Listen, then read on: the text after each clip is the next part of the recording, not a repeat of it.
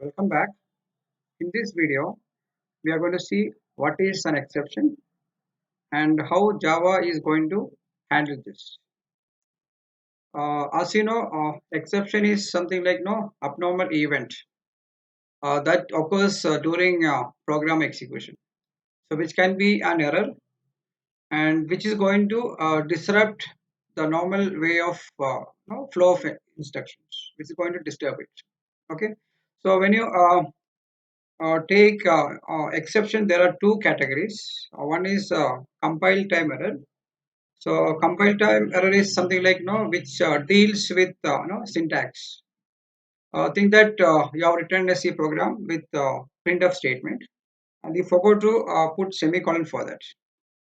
So this semicolon can be rectified by your compiler, and which can throw an error.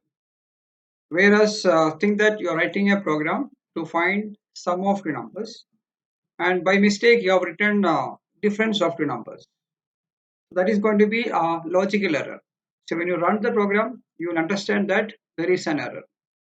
Or think that there is something called divide by zero.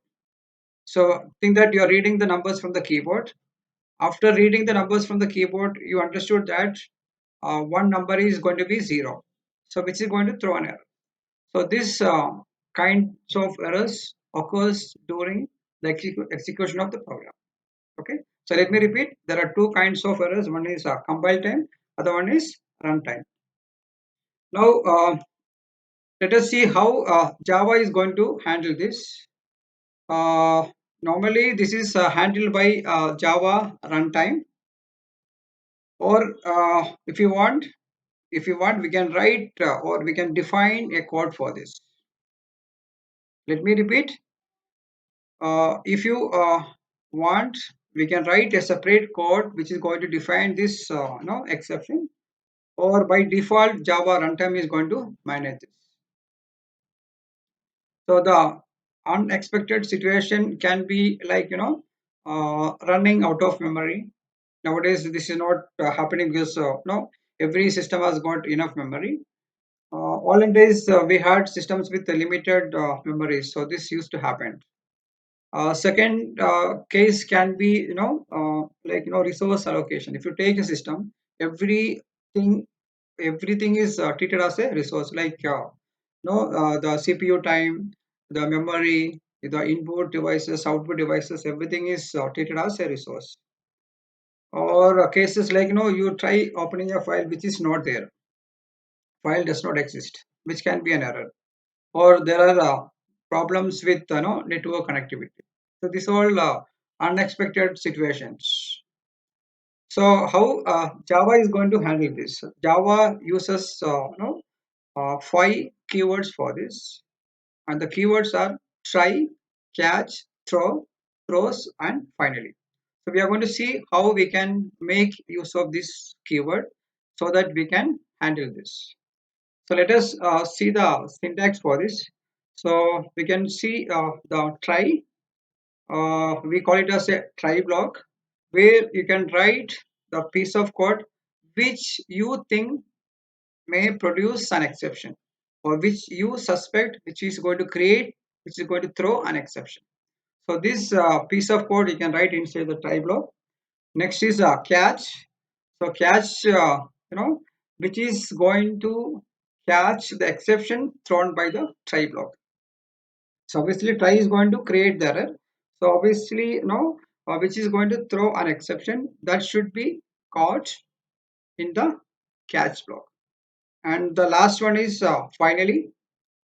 Finally is a block which will get executed, or which is always executed regardless of causes of exit, whether this come from try block or catch block, which does not matter. Whatever the piece of you write inside the finally is going to be get executed.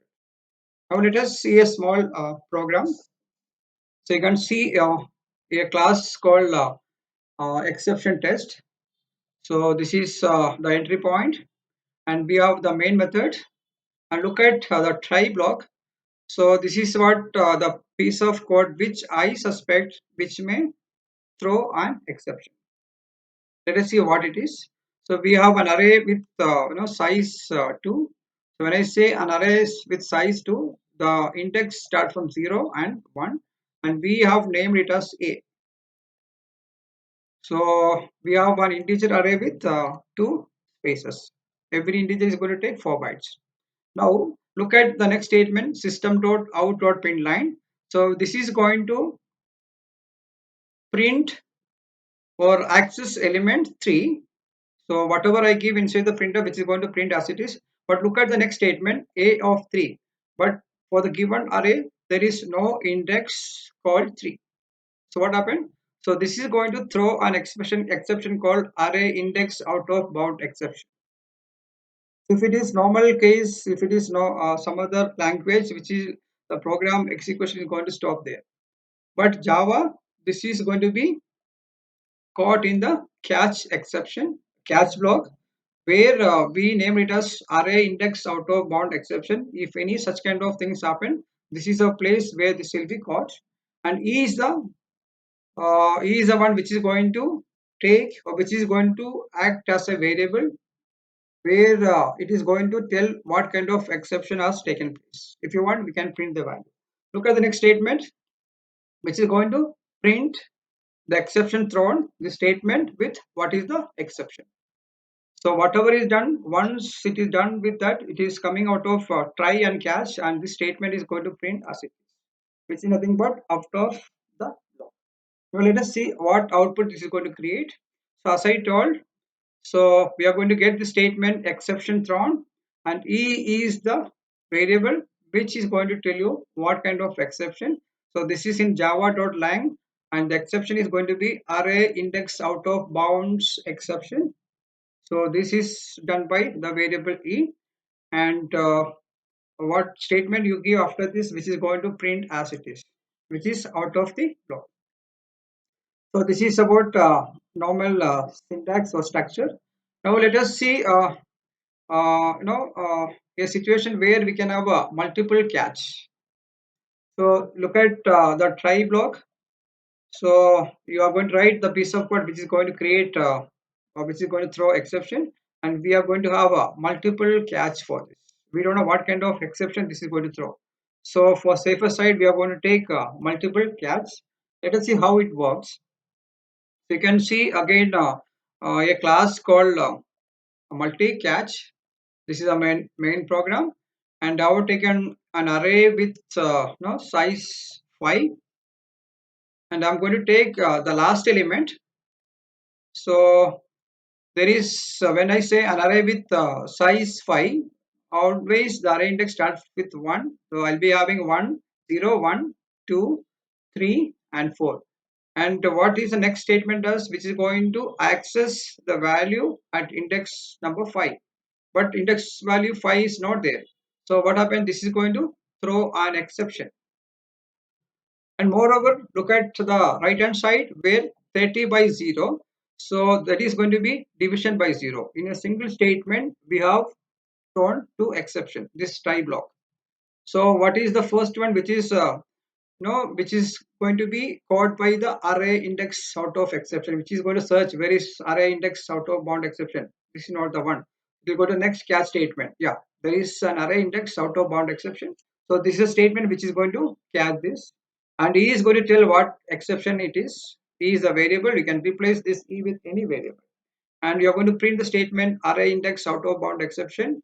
And when you see the output, you'll be getting the output as division by 0 and array index out of bound, because we have got we have got two exceptions. One is division by 0, other one is array index out of bound.